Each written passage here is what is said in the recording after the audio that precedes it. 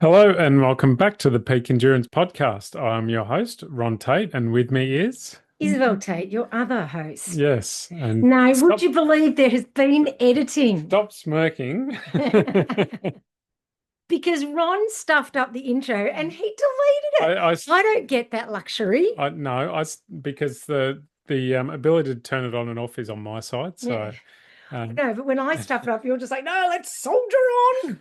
but I stuffed it up You so don't turn up bad like a goose. that You didn't I actually. didn't. You didn't stuff up any worse than I I have. barely got into the second line, and yeah, Yeah, but if you just kept going, no one would have even noticed. You've got to fake it till you make it, yeah, till you get through it.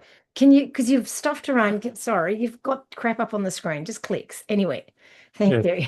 So yes, welcome back to the Peak Endurance And Podcast. we do hope that the sound is good because we couldn't get the speaker working yet. No. I don't know what the problem is. And if you're watching on YouTube, you may notice that there is a bit of the microphone is not centered. That's because every time I listen to it, Ron's whispering in the background while I'm bellowing down the microphone. And we always have it in the middle, and Ron's like, well, you just have a loud voice. And I'm like, well, maybe speak up. So we've got the microphone a little bit closer to me, so it hopefully Picks up your whispering. evens out our voices. Yes. Yeah, So they probably can't hear me. No, there's probably just this murmuring in the background. But at least then they don't have to listen to me clearing my throat, which I seem to do 6,000 times. yeah. So anyway, here we are again, another Yep. Friday, and looking out the window, I can see patches of blue, Yeah. big patches of blue, like it's predominantly blue with a bit of white Yep. clouds. Which means this week we'll be on our long run, we'll be complaining about the heat instead of the cold. Probably. Although, to be fair, I think it might be warming up a bit. Yeah, so at the moment we either seem to be Tomorrow, complaining. holy moly. Yeah, complaining either it's too hot or too Yeah, cold. It's tomorrow never you're in between. complaining that it's too hot. Yeah. Definitely too hot. And we're going to be doing a run that incorporates a bit more running than A shit ton more running. We've already we have decided had. we're going to be wearing road shoes. Yes. We will be hitting the hills, but just the The road versions. road version of the hills rather than the Well, muddy. and to be fair, I've already done 1,900 meters, I almost said kilometers, 1,900 meters of climbing Yeah. this week in 4 days, Yeah. two of which were flat road runs. So in two runs, essentially, Hmm. and not long ones overly. So yeah, Yep. So we're going to do a bit more running this weekend just to mix it up a little bit. to get us a bit of training for the Prosecco Marathon the following weekend. Yes. So So, stay tuned for that boy, disaster. we're going to have an update after that one because yours truly will be staying reasonably sober. And So, Nikki and I will be getting messy. so I'll be having lots of stories to tell, I'm sure. Yeah, well, you'll be holding the video camera too. So Yeah. when those bubbles start bubbling up, it's going to be bloody volcanic. Can you imagine the running that's going to be done after Bubbles. the sixth Prosecco? Ooh-wee. It was funny. Maria was going to be coming with us, but she can't come because she has something else on. No. And she was like, "Oh, so I said which stops we were doing to have a glass of prosecco at each." She goes, "Oh, so we'll be sharing a glass of prosecco at each one." I'm like, "No, we're having a glass each." And suddenly she found something else she had to do and couldn't make it. I don't know why. Yeah, no. Nikki and I are up for the challenge, though. Yes, you two are always up for the challenge of Prosecco.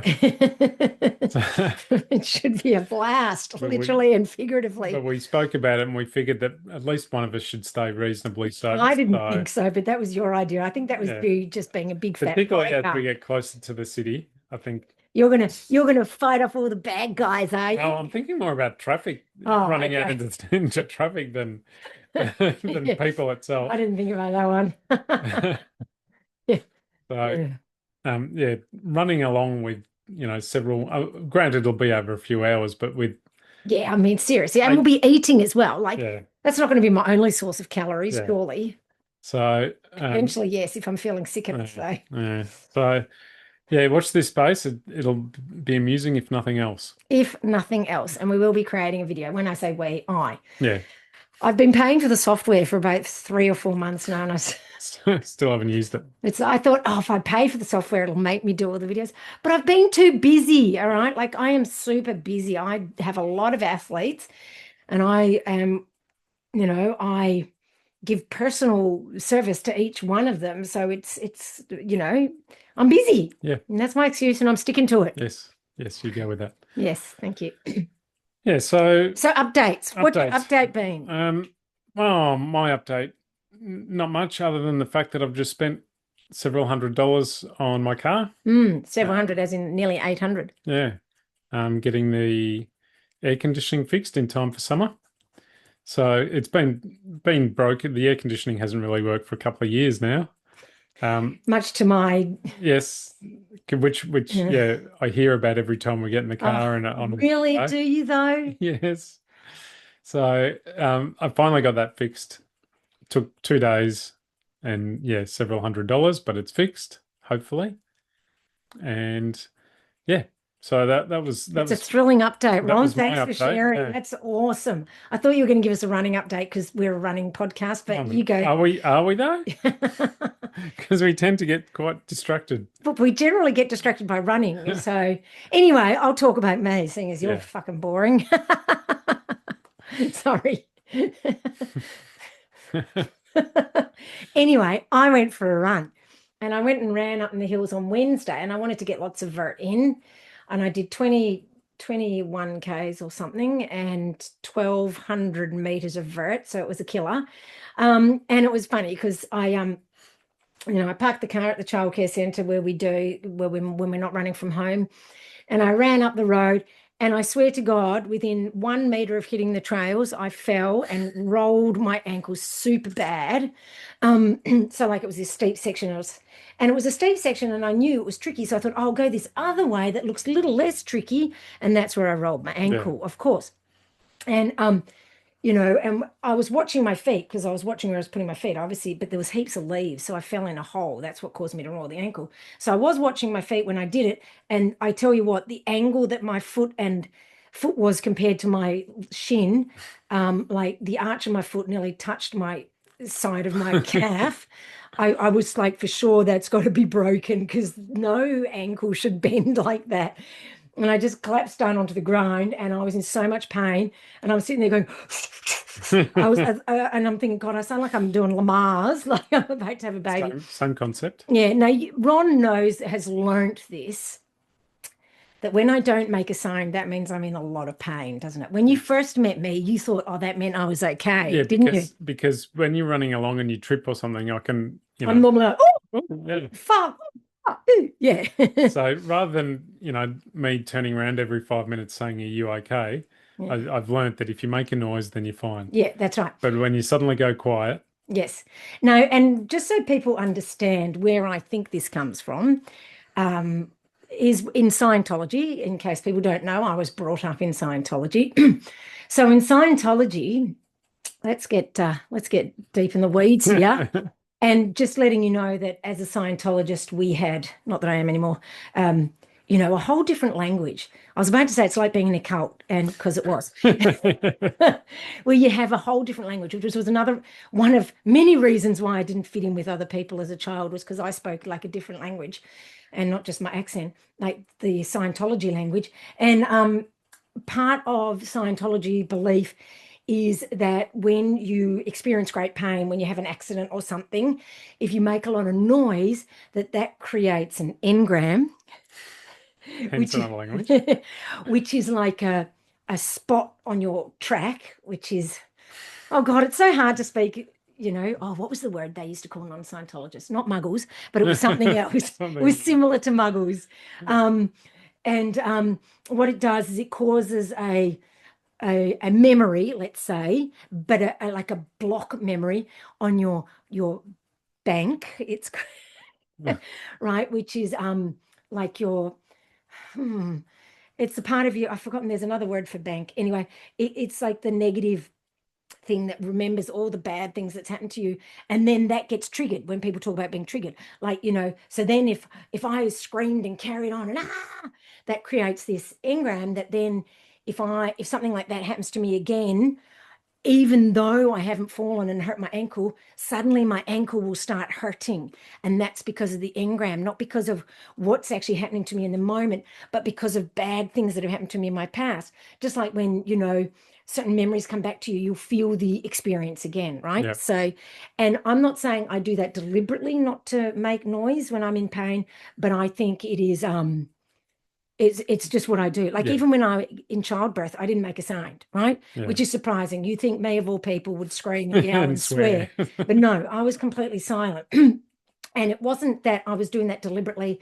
It's just become such a habit for me that when I'm in excruciating pain, I am silent. And that's Hmm. just what I do because that's how I was brought up, so that you had to be silent when you're in pain. Otherwise, you would create this engram, which then would have later bad repercussions in your life, for your life, right? Hmm. And that is why I am silent. So, so today we've covered so far car mechanics, And running, and Scientology. yeah. Oh, we're covering all bases this Well, weekend. if I can go into Scientology more, not on this podcast, this one, but if we want to talk about mental toughness, I can tell you where it came from. A lot of my mental toughness came from the drills I had to do in Scientology. So, but anyway, it explains why, and I mean, I was just sitting there for a while, just, doing my breathing, but, not screaming and carrying on or anything like Yeah. that. But basically, if like, I just remember one time when we first met and I fell over and it really fucking hurt. I think like I tripped and slipped and did a forward roll kind of thing and smashed myself up. And because I wasn't making a sound, you just stood there as if I was fine. And, Yeah. and you and I got really upset with you because I was like, didn't you know I was in? Because then when I sort of, I went, oh, and you were like, oh, let's keep going. And I'm like, that was so painful. And you're like, what? Huh? You just didn't Yeah. get it. Yeah. Do you remember kind Yeah, of I that? do. Yeah. And I cracked the shits with you because like you should have known I I should was have dying from pain. I should have known by the silence, which Yes, I that's do right. now, You but back do then I know. didn't. No, no, no. Ron worries if I'm sorry. If so, basically, if you're running with me and I may go, oh, ouch, whatever, then you know I'm fine. Yeah. It's absolutely fine. It's when I fall and there's complete Yeah. silence, that's when you know there's a I need to problem. try and pick you up, Yeah, or at like least press stop on your yeah, watch. yeah. Press stop on my watch. Yeah, because then that means there's serious trouble afoot. Yeah. Yeah, so I did that and I got my 1200 vert in, and no poles, Hmm. 1200 vert with 21-ish Ks. And I was pretty pleased with that. Then, oh yeah, and while I was doing that run, I was walking up Liebird, power hiking up Liebird, and these two women were coming down and they're like, how did your race go? So they remembered me from training for Barclay. So I chatted with them for a little while. Then I went, got off Liebird and went down Bellevue, although it's removed at the top. What Yeah. is it? I don't know. It's Ramu at the top and Okay. Bellevue after you pass the tanks. Uh-huh, uh-huh. And then I saw this other two people and they're like, oh, how did your race go? And I'm like, I've, and I told them the whole story again, you know. Huh. And then I'm like, oh, and I've applied again and we'll just have to see and blah, blah, blah. And they're like, oh, well, there's always plenty of races. I'm like, Yeah, yeah, but not that one. yeah, but not that one. Um, yes. So if what that says is that Lyrebird is like a cult of its own on a Yeah, Wednesday. it It's is. like, you know, it's a real community on a Wednesday morning. Yeah, so which was really nice that they remembered me Yeah. and they remembered my race, and then I had to tell them how sick I got and how shit it went. Yeah. So anyway, it is what it is. Yeah. That's the way the cookie crumbles. But I thought that was really nice. It was Mm. really nice of them. So I stopped and chatted with them. And then the next day you had my car, so I couldn't drive to do my 5 kilo runs up Bellevue. Yeah. I just did it up another way up to the top of the hill, but it was longer. So it was a 5.5 kilometer climb, or nearly 6. But it was only, 400 meters climbing in that 6 Ks, whereas the other one is 400 meters and 3.5 K. Yeah. So it's still a solid climb, but it's Yeah. gentler And I mean, really, the only bit I walked was where you turn off Feather onto Bellevue. and Yeah, that it's little quite bit, steep. yeah, Yeah. steep there. That was the only bit I walked. The rest Yeah. of it, I ran the whole way. Hmm. And my pace was significantly faster than when I go all the way up Bellevue. Yeah. So anyway, it was still Yeah. a good workout. Hmm. And yeah, and to get the water, because of course I had to run from home, I ran a couple of K to a park and then put the water in at the drink station, and then ran from there to the base of the hill, which was only about Yeah. another 700 meters. And then did the hill Yeah. because I started it on the roads. because I figured, well, I've got the pack, Yeah, that's right. might And as well start that. yeah, It's no, a decent it climb. is from the start of the hill, Mm. there's still like what, a kilometre and a half on the road Oh, at before least it gets, if not a before it bit gets to the trail, but it is all uphill. It's Yeah, it is all it's uphill. I'd say it's 2K, 2K Okay. Yeah. to the trail. Yep. Yeah. But it's all uphill. Yeah. Yeah. And Yeah. douche hill. And sometimes up Olive Olive. Bank, Yep. I sometimes even if I don't have that big pack on, if I'm feeling lazy, I walk that. I consider that, Yeah. Quite often, hikeable. if we're doing a long run and Yeah. we go up there, we tend to Walk walk it. most of that. Yeah. When we're doing a long run, we tend to walk more. So that ended up Yeah. being like 16.5K. I mean, I couldn't avoid that. I just didn't out and back. Yeah. Like I just ran to the top and then ran back exactly the same way. And it was like 16.5K. Hmm.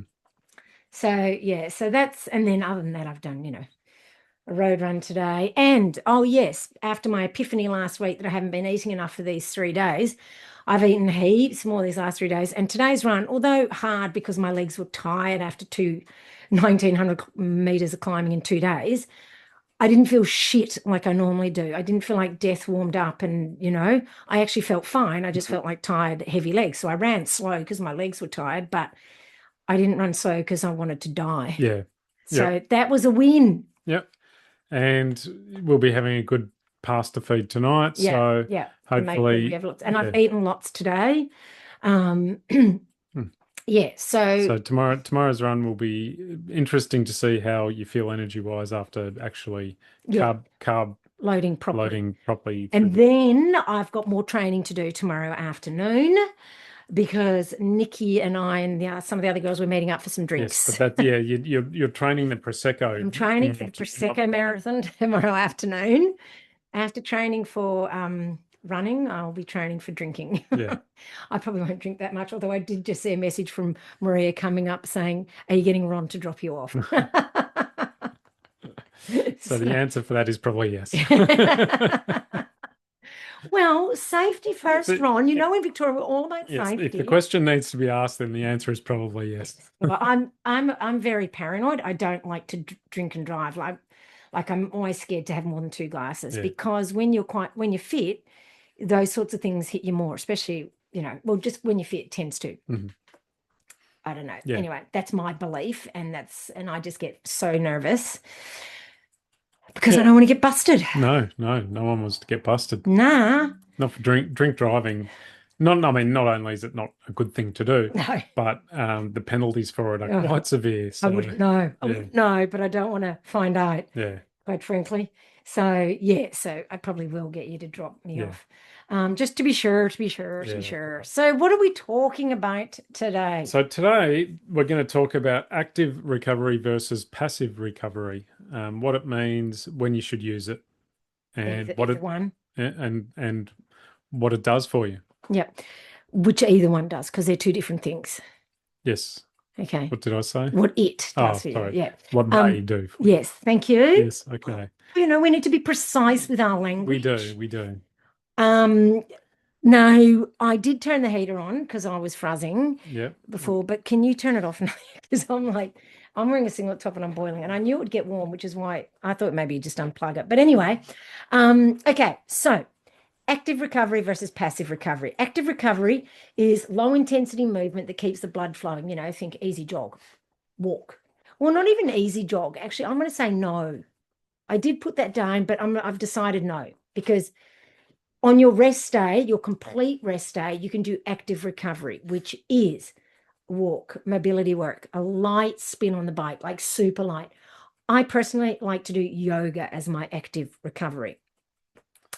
Passive recovery is complete rest with no intentional movement. I don't know if people remember a couple of years ago, there used to be this thing about posting on Instagram about hashtag rest day, and athletes would show like literally no steps on their watch. Right. Right? Okay. So sleep, lying down, Netflix binging on the couch, The cricket's on today, so today. yeah.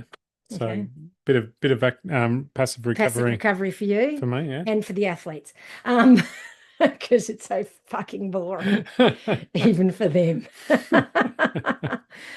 All right, sorry. Isabel's not a cricket fan, as you can probably tell. It must be the Scottish, No, Well, what cricket? They don't play cricket in Well, Scotland, no, it's an English sport. and what And the Scots are banned. no, the Scots don't like doing what the English like doing. Fair, It's kind true. of a They don't. no. My dad used to get so upset about the English and how they invaded Scotland. He used like towards his later years, he used to get quite emotional and upset. And I used to wonder why he'd get so emotional. And now that I'm getting older, I get emotional about the most stupid things. And I'm like, no, I know why you got so. But he used to get very emotional about. Considering it happened over 1,000 years or around a I thousand know, years ago. but he used to get super emotional about the fucking English trying to destroy the Scottish culture. And when I say the fucking English, I'm just joking. Like, Yeah.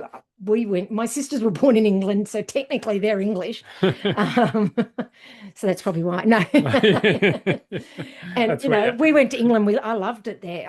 And we lived in England when I was, when me and my sister, well, my sisters were born there, then, whatever. Yeah. I have nothing against English. I loved them over there and I loved England and blah, blah, blah. Yeah. I'm not being racist, all right. I'm just saying what my dad kind of felt. Yeah. Just like anyway, I won't get into the whole. Okay, now we've delved into politics. We're covering the whole gamut. I'm just like backpedaling. Like I just realized, like, the thing is, what I find interesting, I can say the fucking English, and people probably don't mind. But if I said that about any other race, I would be cancelled. Yes, you am would. I right or am I right? You're right. I'm 100% right. So.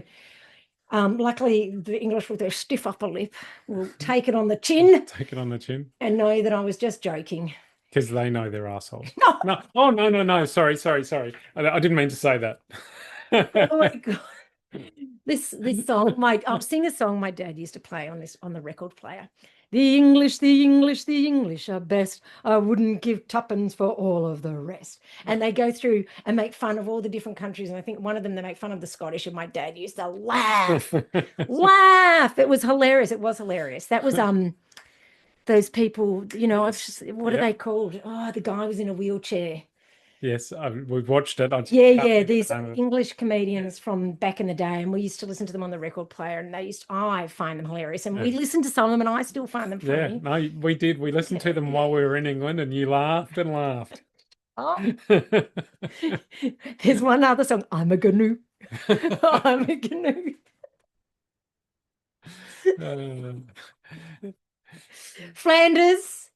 Flanders and something. Anyway. People are like, what the hell is this all about? We used to listen to some very interesting records when I was a kid. Anyway, how did we get onto that? I'm not quite sure. So, yes, active recovery. What is active recovery? I've explained that. You were fussing with the heater. That's why I ended up waffling. All right. So, oh God. I'm gonna put this podcast out, and I'm gonna wake up in sweats in the middle of the night, going, "Oh my God, what are people gonna think?" And you said we were a running podcast. I mean, no, really. this controversial racist. I'm still trying to remember Flanders. I'm going to have to Google it while we're talking because it's killing me. So at least we're not going to have to worry about next week's podcast, but because we'll be cancelled, we don't have to come up with this. You won't have to worry. But the purpose of recovery is the same, but the method is not. The both passive and active recoveries. Flanders and Swan. Okay. Okay. There you go. Flanders and Swan. Yep. Sorry. If you want a good belly laugh. And you were born in the 70s. 70s. I think that stuff's from like the 40s. It is. I'm telling you. We're really appealing to our older listeners today. All the older people going, oh, yes, I remember Flanders and Swan. Anyway, where was I? So they both aim to reduce fatigue, repair tissue, and restore the nervous system. Which is, to me, almost the most important one, the nervous system. Yeah. But they do trigger different physiological responses. So the choice matters based on which type of fatigue you have. Exactly. So active recovery works best if you're feeling stiff and tight or heavy leg, like I was today for my run. So I suppose that was active recovery. So I guess, yeah, easy jog. Yeah, like, because it was a jog. I wasn't running. I was jogging. Yeah, Um, but then maybe we should. but then you see on rest days, and that's why I didn't want to say I'd put easy jogging because I was thinking of like, your recovery runs, but on rest days you can do active recovery because if you do easy jogs every time for active recovery, you could end up running 7 days a week Yeah, like I used to, yeah, which isn't necessarily the right thing to do. yeah, So that's why I thought, no, don't say it what I because it's do what I say, not what I yeah, do. Anyway, so today I guess was kind of active recovery, but I still considered it part of my mileage. So yeah, not really active recovery, but it definitely helped my legs feel less heavy and whatever. I find yoga on a Monday morning, like after a weekend of running, I'm pretty stiff, and I do find it helps. Um, and some athletes do stiffen up easily if they sit around. And that's why after rest day, I used to find that I really ran like crap. I don't find it so much anymore because I do the yoga. So I need some movement or I run like crap the next day. And also, it helps me feel better, improves my mood if I do some sort of exercise, which for a lot of people, us type A personalities are a little bit addicted to exercise. So yeah, it's good to be able to do something. So, some yoga, just hop on a spin bike or just go on your bike out on the bike path for 60 minutes, easy peasy, right? It's got to be easy. yeah. You don't do active recovery, although you did today, didn't you? I did. I did go for a walk today to go and get my car. Yeah. So I just, it wasn't a dawdle. Like I did stride out, but um, But only because walking's boring. and I was a bit time constrained as well Yeah, because I yeah. wanted to get back in time for lunch. Yeah. And So like we used to take Jack for a walk, and yes, that was good active yeah, recovery, wasn't it? it Because was. holy moly, you couldn't walk fast with Jack. No, no, that was a nice, easy stroll. That one. He kept us in check. You did. Yeah. Yeah. Yeah, no. So walking the dog is the perfect active recovery. Yeah, You it know? is actually walking the dog and just throwing the ball and Yeah, but I think yoga is good because it hits two things, active recovery and also mobility work, yeah, which runners mm, generally don't do. So, yeah, mobility work is a good one to do yeah. if you're not I don't know what I was saying. Okay. I'm literally I So was going to say something else that was going to get me cancelled, but I better not. what are the risks before you get yourself in trouble? We'll move on. What are the risks or So drawbacks? basically, active recovery needs to have the ego removed. You can't go there going, I am training. This is training. No, it's active recovery. So, and what happens is too many people will think, and this is the risk, that they're training. And yes, you are, like rest and recovery are training, which is why I say that it's training because I want people to embrace it. But then once again, type A personalities want to be completely productive all the time. And I'm describing myself here. I'm not denying that. And so it turns easy into moderate, which actually ends up sabotaging your recovery. Mhm. Or people, who are really worried about putting on weight, oh, I'll just do active recovery. And they do all this stuff to burn calories rather than and labeling it as active recovery. So that makes it okay. But really, they're trying to burn calories, which means burning energy, which means less energy for your running. Mhm. And that sabotages your running. Okay. So, and it becomes just another stressor. What you were wanting to, and that's why I said earlier when you talked about the nervous system, that to me is the most important part of recovery because if you don't get your stress levels down, you do not recover. High cortisol leads to inflammation. Inflammation leads to injury, stagnation of running progress, and weight gain too, to Yeah. be honest. So you got to lower your stress. And sometimes just doing a little bit less is going to be beneficial. Yeah. Yeah, and so, obviously what we're talking about, getting on the spin bike, but then suddenly finding that you're pushing the pace, or I'll just do a minute hard, or, Or I'll I'll just, join a spin class. yeah, That's hopping on the bike. I'll take it easy in the class. And then you got the instructor pumping everyone up yeah, and you push it. yeah, yep, Yeah. Or what else could that be then? I don't know. I don't know. Just trying to, and each week trying to do more. Like if you go for a walk, oh, well, I did 3Ks last week. I better do 4Ks this week. Like it's yeah. not a competition. Or suddenly you're walking along and you start comparing your Your pace. pace, yeah. Or this K, I did this. Okay, the next K, I'll pick it up a little bit Yeah. and try and Yeah. beat that time. Yeah. Yeah. which we all, as runners who invest a lot of time in their watches and their, you know, pace or per kilometer time is very important. It's hard to switch that off when you're Yes. actually You even become walking. competitive with your walking, Yeah, it's crazy, yeah, but it's doable. yeah, Yeah. absolutely. All right. So, passive recovery.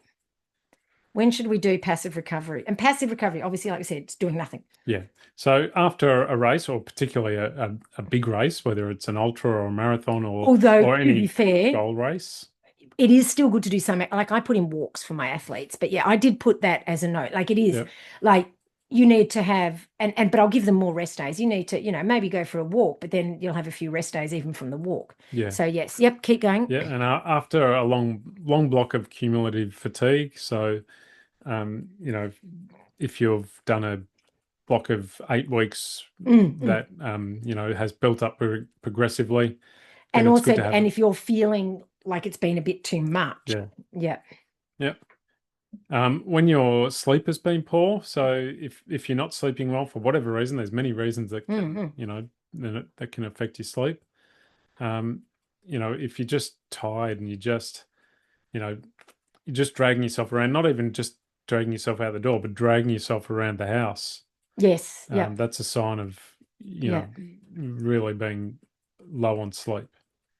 And especially if you've got early signs of injury, like when we talk about regularly recognizing the difference between a niggle and an injury. Um, when the niggle becomes an injury, or you realize that you've got an injury, then you really need to pay attention to what your body's telling you. And have a rest. if it's saying that it needs a rest, then take that rest. And sometimes, even with just niggles, like we know our bodies well enough. Like sometimes you get a niggle, not a full-blown injury, but a niggle, and you rest, you Yeah, stop running, right? So, and I haven't for a couple of years now had a niggle bad enough to stop me running, but I certainly reduce it. But if I had a niggle bad enough that I didn't want it to turn into an injury, like there was the chance it would turn into an injury, I would rest. mm, Like I think when my hip first started playing up that glute, I did rest a bit, yeah, didn't I? So, even with a niggle, you might want to, yeah, because sometimes the bravest, smartest thing to do is do nothing. yep, yep. Some recently when my knees started to flare up and hurt a bit more, Mm. I did take a couple of days Yeah, yeah, off. mm. So just to try and nip it in the bud Yeah. before I made it, 10 Because times it's worse. that knee is one of those things that keeping on running on it will make it Yeah, worse, yeah, and that backing off for a few days will make it better. yeah. That's right. And you know that niggle well enough to know that that's what you do. Yeah. So this is why listening to your body and knowing your own body is so important. Hmm. But of course, there's drawbacks to passive recovery too, Yes, Ron. there is, and it looks something like a beer gut. Yes, indeed, you do. And notice I held on to my own tummy there. I don't know why. Well, Sure. too much rest can just make you feel rusty and It just makes you feel blurred. yeah, I yeah, hate rest for that reason. yeah. It can reduce your mobility, you stiffen up. That's why just doing mobility for active recovery is such a good idea.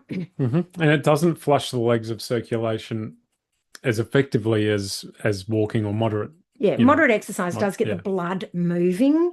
And And that's why when we talk about tapering into a race, we don't become completely sedentary in the couple of days leading up. mm, We'll still well, have I like, short runs, yeah, yeah. I mean, for an important race, I like to have 1 to 2 days off completely but yeah, but for any a 100K or a yeah, 100 miler. But for a 50K race, no, I like to just do an easy run the day yeah, before, because you've got to push a bit faster. And this longer races, certainly for a miler, you don't need to push as hard. So you kind of warm up into it. yeah, All right. But the biggest mistake runners make is choosing the wrong type of recovery to engage in. So a lot of runners do active recovery when they actually need passive because they hate to rest, or they do passive recovery when they need active because they're sore and they think, oh, that means I need complete rest. yeah. But actually, when you're sore, movement is better. So, that's why after a big race, I get my athletes to do a couple of walks, and I write easy, easy. Like it's not, it's a stroll. I should Yeah, write stroll in yeah, their programs. It's just a stroll, Yeah. but sometimes when you are super fatigued, you need complete rest. Now, we were talking just the other day about two well-known American athletes, although people probably don't know Jeff Rose anymore because he was a while ago, but Jeff Rose and Anton Koprichka, two runners who ended up overtraining and getting chronic fatigue. And as I said to Ron, I've had chronic fatigue. I had it for 16 years and it was shit for the entire 16 years. So you don't want chronic fatigue. And these guys both had to stop racing and have had a lot of trouble since. That was when I went on the Alaska running camp. That was with Jeff Rose. I mean, he's a lovely guy and all that sort of stuff, but he was doing really well in racing, but he just over raced. And this is why I'm always banging on to people, don't over race. He over raced and overtrained and screwed his body up. Mm. And Anton Kopichka basically did the same. Anton was one of those guys, I think, who ran every run hard, Yeah. and without a shirt. So that probably added to it because we all know running without a shirt is your biggest mistake, which I cannot stand. But anyway, so, they ended up with chronic fatigue, which ruined their running careers and meant they couldn't run anymore. And like I said, I've had chronic fatigue. I started running, I got over the chronic fatigue when I was about 32, 33. And within a year or two, or a year and a half, I was running. Mm-hmm. Well, actually, I was probably running before then, but like I didn't do any races. I was, learning how to run, if you know what I mean. Yeah. But that's what I could only start running once I was over the chronic fatigue. Before then, I could not run. Mm-hmm. And I'd done mountain biking, but you can kind of spin along on a bike and it's not quite so bad. But running is one of those things you can't hide from. If you're tired, you can't fake it. Yeah. Whereas with cycling, you can kind of spin a bit. Yep. And shore up your energy. So believe you me, you don't want chronic fatigue. So if you need passive recovery, by God, take it, please.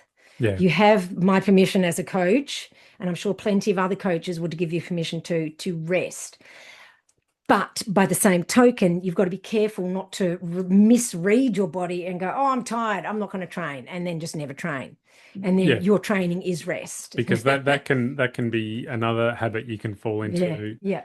That probably is worse than, well, not worse, but it's a whole other issue than overtraining is undertraining. Yeah, that's right.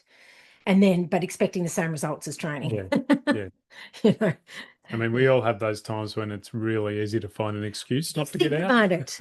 That other weekend when it was raining cats and dogs, we had every excuse. Everyone we spoke to didn't train. They either trained on the treadmill or did something different in the gym or just didn't train. But what did we do? We went out into it. Like the soldiers we are. We sacrificed ourselves on the altar of Mount Dandenong in the rain and wind. Oh, it was joyous times. Oh, yes. Memories. But we're hardcore. So we are hardcore. We also don't have a life, so we didn't know what else to do with ourselves. We're too scared not to run because then we don't know what else to do. Talk to each other. Who are you? We kind of constantly have this discussion of what would we do if we didn't run? Like the one weekend we spring cleaned the highs. It was great, but it's dirty again. Yeah, we need to have another one of those weekends. No, we don't. No, we don't. Yeah, it would be nice to have another hobby, but because running is all-consuming, particularly for us, I did we don't have the time or taking up knitting as a hobby, and you kind of laughed at me. I did laugh at you because watching you try and sit still, unless you can figure out some way of knitting on the move, I don't think it will suit you. We were watching telly the other night, and I was pacing, wasn't I? You were. Even when you're sitting on the couch, you're moving your legs and wriggling and putting your legs here and then moving them over there, and it's annoying. Yeah, well, no, it's just distracting, but it's fucking imagining annoying for me. You trying to knit while you're doing that is quite comical. Stan, I'm doing that because my legs are painful. It pains me to sit. Yeah. So I have to get up and I pace the lounge room watching the shows.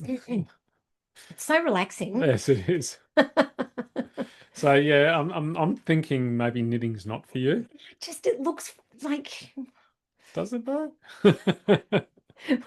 Like I told you the last time I tried to take up knitting when I was in high school, I got so frustrated and there were so many drop stitches. I gave it to my mum and she finished it. And then she wore this little vest thing. And I was like, fucking fucker. Should have been me. Yeah, so I don't know. One day we'll find another hobby, I guess, but not right now. But what? I don't know. No. That's when we get the gravel bikes and Yeah, but that's not a hobby. Like we're talking about a hobby that we can do at home. yeah, true. You Yeah, know, yeah, because like what we're going to do when it rained? Get on gravel bikes? That'd be yeah. even worse than going for a run. So, I mean, I would love to get a gravel bike, but a hobby where we don't cross stitch. I thought you were almost going to say CrossFit then, but Oh God, not CrossFit. Jesus Christ, no.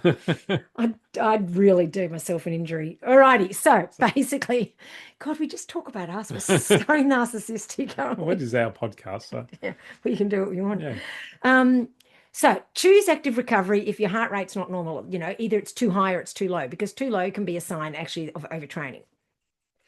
Your legs feel heavy but not painful. Sorry, if your heart rate is normal, not normal. If it's not normal, I was reading the wrong one. yes, I was reading between the two. So, okay, let's start again. Choose active recovery if your heart rate is normal. Okay. It's passive. Anyway, if it's normal, yes, if your legs feel heavy but not like ouchy sore, right? If your mood's stable, if you're not Miss Cranky Pants or Mr. Grumpy Bum, okay? yeah, Your soreness is mild and it's sort of spread throughout. Like it's not like there's not one particular spot on your leg that's yeah. sore. Okay. Mm-hmm. Choose passive recovery if you wake up and you're so exhausted you can't even imagine getting out of bed. To be fair, that's nearly every morning. So your resting heart rate is elevated, or it sometimes can be too low. That's what I was trying to get at there. I was getting a bit ahead of myself. Often people go, "Oh, it's really low. That could be a good thing," but this is why, once again, it's good to keep a track of these things. Although we talk about listening to your body, it is still good to keep a track of these sorts of things. Yeah. You get that wired but tired feeling. You feel emotionally flat. You just feel blah. You've got pain in your joints or tendons, but that also could just be that you're over 50. So Yeah, that's right. Yeah, yeah, take that with a grain of salt if you're over 40 to 50. If you're coming off a race, like if you've had a big race, like you've earned the right to sit around and enjoy yourself. Like seriously, so many runners are so desperate to get back into it. Just you've earned this. Enjoy it. Like yeah. and think of your longevity. That's right. It's the reward for all that hard work that you've Yeah. done in the lead up to the race. Yeah. Oh, Oh, so yeah, treat your body to a present of rest. that's it. Mm. So why would runners fear passive recovery? Because they do. They literally are scared of it. Yeah, well, the number one is losing fitness. We all, because running takes so much fitness, the idea of losing it is quite scary because it's hard, it's hard work to get it back. But firstly, one day of rest is not going No. to do that. So your That's one rest day a week where you do diddly squat is not going to make you lose fitness. And 1 week of rest after a race, you're not going to lose fitness in 1 week. Maybe, 2 to 3 weeks, but after a week, even then I never, I'd get my athletes to do some walks and maybe a 5K jog, but then I get them back to runs in the second week, not much. Because I mean, even if Maybe you do the second day or lose a big day. fraction, then it's pretty easy to get it back up It's again. going to be easy to get it back, and you're not going to lose that much if you're still moving and doing something. And I always have my athletes still doing something, and by the third week they're doing regular runs. Yeah. So you're not going to lose fitness in that. They're not long runs, but they're regular.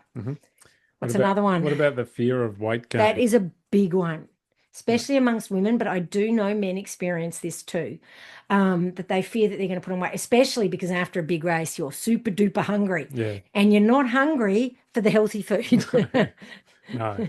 Sadly. Bring on the salad. Oh, yes. I could really go with salad right now. Oh, let's get some broccoli. Let's go to McDonald's and see if they've got a garden salad. Yeah. I used to do that. Why am I not surprised? And they were fucking terrible. You were the one person they sold a garden salad to. That's why it always had moldy lettuce in it. These rotten, slimy bits of lettuce.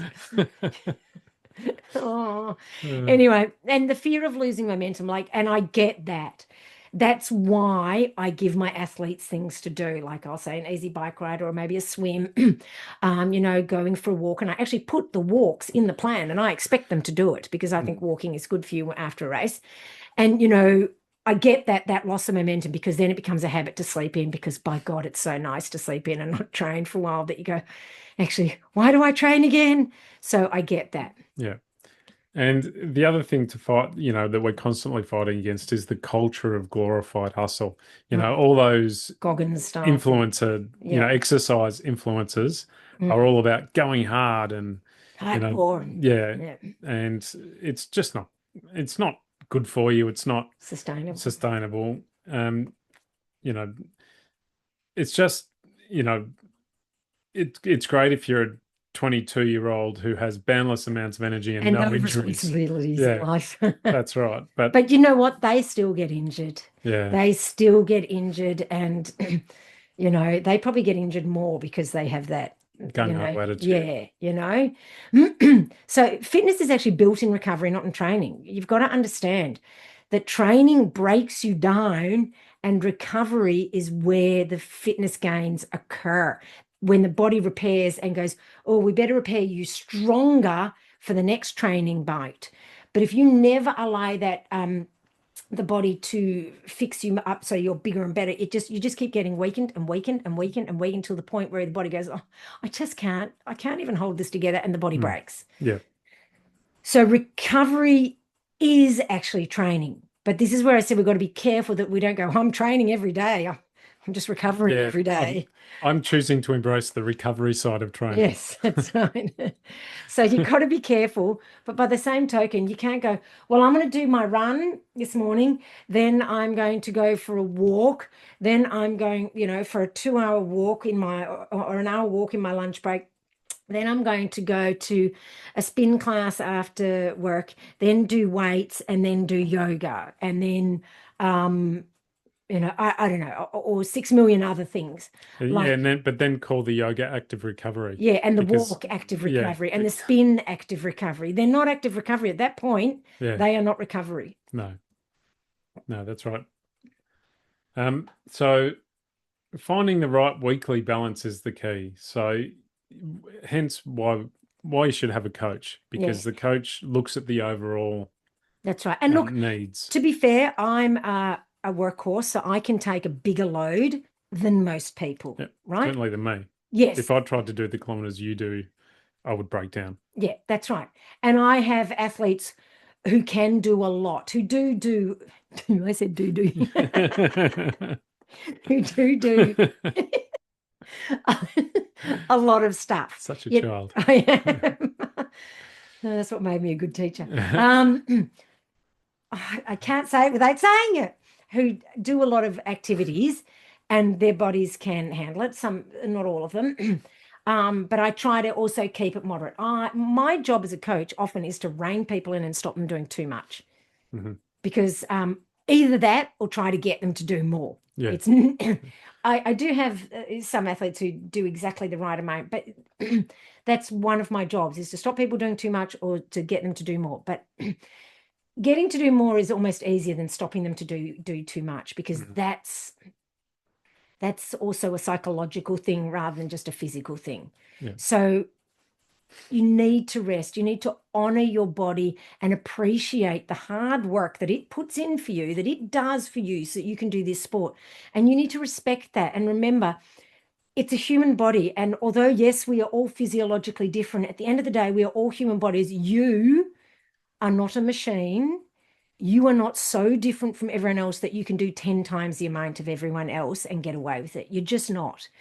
To a certain extent, there are certain things that the human body, we are all the same. And that is that if you do too much, you break down. Now, we all might have a different sweet spot, as we've spoken about before, but there still is a point where you can do too much. Even there is no one who can just do it all. Yeah. But some people do think they can. They think they can run every run hard. They think they can never have a rest day. They think they can do heaps of cross training and they think they can get away with it. And they probably can for 3 to 4 months, maybe even 6 months. But Some point you have to pay the piper. You do. And that's why it's good to have you Coach, know, sorry, you were saying that. a coach or, a detailed plan of what you're Mm, doing for that week so that you're not doubling up on things, you're not, you know, doing not enough of other things. mm. You know what you're going to do from day to day, and you've got a plan that will work. Yeah, that's right. It's so important. And it's because we cannot be objective about our own, what we're doing ourselves. No, And that's why it's important to have someone else. So yes, I don't have a coach. I am self-coached, but you help me I out. do. You're the voice of I'm reason. the voice of reason sitting in your shoulder going, do you really need to do That's right. that? And so I have Ron as the voice of reason. I just like to be my own. And when we say voice of reason, I'm not sitting there going, you need to do more. I'm No, sitting there I going, you know. need to do Yeah, less. you're. I'm the athlete who tries to do Yeah, too much. But actually, I'm a lot better than I used to be. you Am I are. not? Absolutely, you Yeah, are. yeah. Yep. You're a lot, yeah, no, you're a lot more centrally based around common sense rather than doing as much as you possibly can. And the reason I'm self-coached is I'm the best coach, and I just couldn't handle someone else coaching me because I'd be just critiquing them Yes, you the would. whole time, and I couldn't cope. I just literally couldn't cope. Secondly, I like to test workouts to know whether or not to give them to clients. Yeah. Like, how do I know if a session is any good if I haven't tested it out myself? Yep. If I've got another coach giving me stuff, I don't want to copy them, firstly because they wouldn't do it right. So, and I just know, I'm as that guy when I asked him to coach me, he said, "You're uncoachable." He's right. And like I said, I test out all and everything I give my athletes, I have done myself. So, I know what certain things work, and I try to create workouts so that they're not just hitting the physiological adaptions that we want, but so that they're fun. Yeah. And so I try to come up with different, variations on a theme, and then I test them and see, oh, that was heinous, or that was heinous but awesome. I was going to say, whether it's heinous or not doesn't really stop you from Giving it to my giving athletes. it. And they're like, that was brutal. I'm like, Yeah, yeah. it just means you prepared for the complaints afterwards. Yeah, that's right. I just know what they're going to have trouble with. So, well, not trouble, but going to find, a challenge. Yeah, But challenges are good. that's right. That's why we run for the Yes, challenge. that's right. Well, it is. Yeah. Like people say to me, why do I run? Especially because I've been running for so long and always doing such difficult stuff. And I don't know, is the answer. Yeah. I literally don't know. But you are the sort of person that needs a challenge. So I Yes, think I am. that's a fair chunk of the reason. Mm, yeah. Yeah. So the mental side of resting is quite a good skill to have, but Yeah. it's a tough skill to Oh, acquire. yeah. I find it tough. Yeah. So a lot of endurance athletes only feel productive when they're moving, but really that's not the way it should be. You really should reframe your mind to know that resting is work. It's working on your body. It's Yeah, it's a helping your body. deliberate performance Yeah, strategy. It's actually a strategy. that's what I was trying to say. It's Yes. not laziness. Yeah. And it's hard because I'm one of those people. I always say that to you. I want to be productive. Mm. Like in everything I do, I want to be productive. And so I find it difficult not being productive. Once again, that's my Germanic side. But sometimes not being productive is good. That kills me to say that. But it's actually productive. Resting is productive. So there we go. Yeah. See, I've reframed it. Resting is productive because you can just visualize your body healing and getting faster and stronger and better. Yeah. It's just takes a lot of convincing, that's all. Oh, yeah. For someone who It's really hard. I Yeah. am not denying it. For me, it's been really hard to embrace rest. It's helped having Ron because I do like to rest. he does, and he's so good at it. I rest like a champion. You do. It's And I it's go, always been I my say, don't you get bored? And he's like, no. it's always been my What? strength in Mm. running is resting. But as a kid, younger, I was good at resting. Like I could sit and read a book all day long. Yeah. Like it didn't bother me in the slightest. It's only become since I've gotten older that I've become manic almost sometimes. Anyway, Yeah. yes. So What's the takeaway? the smartest athletes don't choose one or the other, like active or passive. Mhm. They choose the right one so we're not saying, when we say versus, we're not saying they're battling against each other and there's going to be a winner. There's no winner.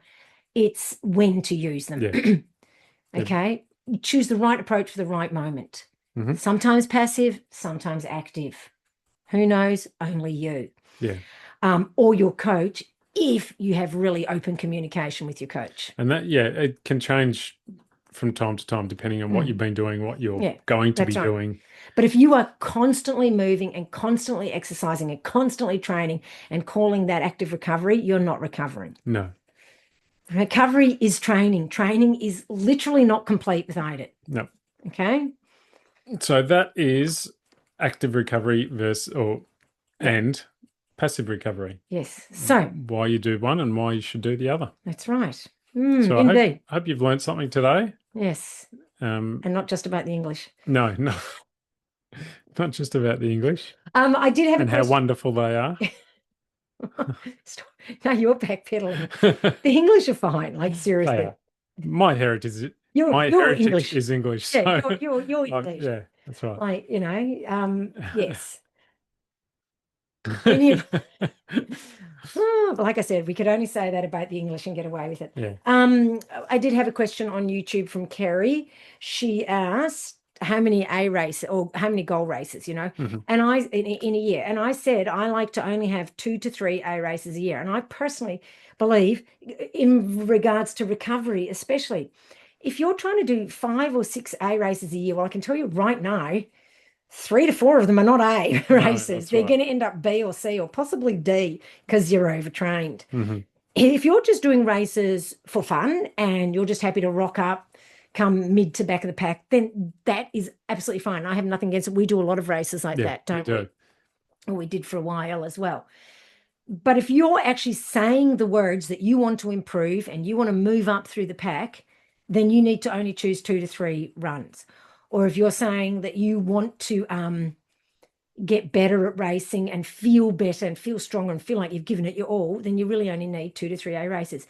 Don't say you want to do all those things and then sign up for 20 races, because your words belie your actions. That's right. You can't have both. You can't say you want to get, better results in racing and enjoy it more, as in enjoy it from a perspective of feeling like you've given 100% in every race. You can enjoy it from just having a social, it as a Yeah. social event, and that's perfectly fine. But be honest. Yeah. If that's your goal, then that's your goal. And I have nothing against that goal. And I even have people that I coach who have that as a goal. And I think it's a completely valid goal. But don't say that your goal is performance and then go and enter all the races, because they're mutually exclusive. Yeah. That's Okay. right. To treat a race like it's an A race, you need to train for it specifically. Mm-hmm. You need to prepare for it. You need Yeah. to taper for it. You Yeah. need to rest after it. Exactly. And you can't do that if you've got, Another race in 4 weeks. 4 weeks before your next race, because there's no time to recover from it. There's no real time to taper for the next race. Yeah. So And like, I do have some athletes who do have races 4 weeks apart, but one of them's not an A race. yeah, Like, it's a B race. And that's fine then. Okay.